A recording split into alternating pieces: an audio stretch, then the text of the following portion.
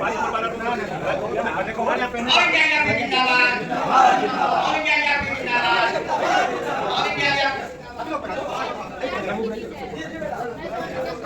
Side में होइए थोड़ा थोड़ा।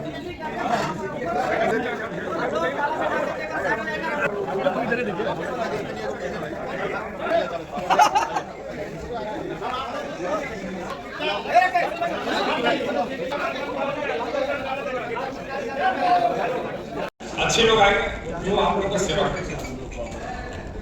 इस कार्यक्रम में हम पूरे होटल प्रबंधन का, खास करके अपने जो स्वागत समिति में लगे हुए जो लोग थे, चाहे रूम आवंटन में हो, चाहे डेलीगेट्स के कनेक्शन में हो, और सबसे ज्यादा मैं उन ईमानदार चुनाव कमिश्नर जो एकदम पूरा ईमानदारी पूर्वक अपना पद का निर्वहन करते हुए ट्रांसपेरेंसी ढंग से चुनाव करवाए और सबके सामने वोटिंग का गिनती करके अनाउंस कराए। उनको मैं ये चुनाव है तो हार जीत कोई मायने नहीं रखता है ना। तो एक प्रजातंत्र में जरूरी था कि लोग देखें कि चुनाव में होता है, ऐसे निर्विरोध हो जाता अगला बार से लोग कोई आते ही नहीं। लेकिन निर्विरोध होने से क्या होता है कि लोगों के मन में भावना अलग होता है। लेकिन अब क्या हुआ कि वोट जिनको कम आया वो चल गई। यही गलत परंपरा होता है शाखा में, डिवीजन में, जोन में, सेंटर में, जबकि सब मैच्योर आदमी अच्छे आदमी, लेकिन ये भावना नहीं होना चाहिए हम हारे या जीते, हम ऑलरेडी आदमी के सिपाही। इसी परंपरा को निर्वहन करते हैं। लोगों को स्वच्छता से आगे बढ़ना पड़ेगा। जब हम कहीं अपने पद में रखें, लीडरशिप में जो आना चाहेंगे, सेंट्रल, जोन, डिवीजन, सबका स्वागत है। मैं इस संगठन को किस तरह से देखना चाहता हूँ।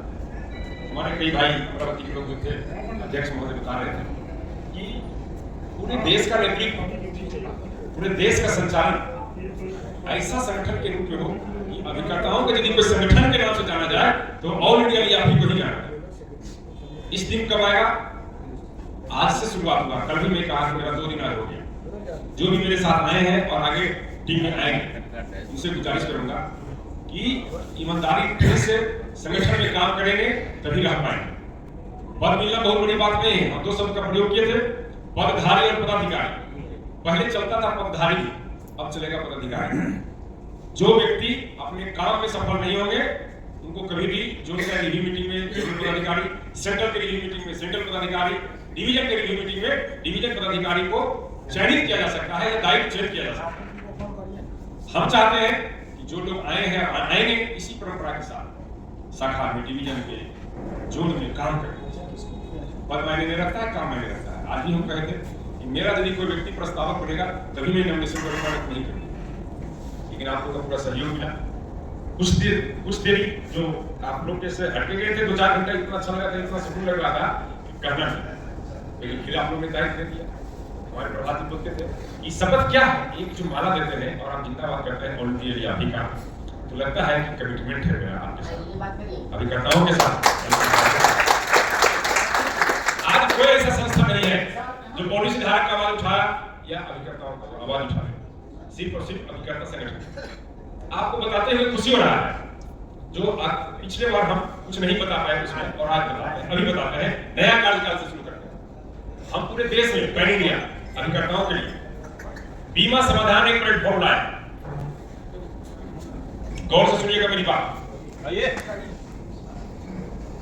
जिस तरह से अपने देश में परिवर्तन हो रहा है, इंश्योरेंस सेक्टर का, एफडीआई आ रहा है, विदेशी कंपनी आएगा, हजारों हजार रजिस्ट्रेशन कराएगा, और एक छोटा छोटा शहर प्रयागराज हुआ, कानपुर हुआ, जमशेदपुर हुआ, उसमें आ जाएगा, लॉन्च करेगा।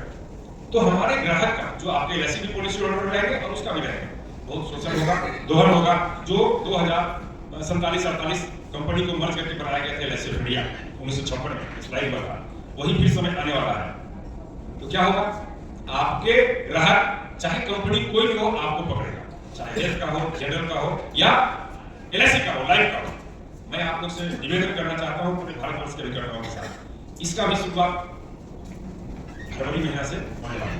और इस संस्था में हमारे साथ कई एलआईसी के एमडी, जेडम, ईडी इसको चलाएंगे। क्या नाम है संस्था का?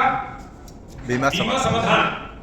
कोई भी अभिकर्ता का कस्टमर यदि डेथ क्लेम हो गया और क्लेम रिजेक्ट हो गया, जो क्लेम पेमेंट हो गया वो नहीं आएगा आपके पास। आएगा कि आप क्लेम क्यों, डेथ क्लेम आपके चलते रिजेक्ट हो गया।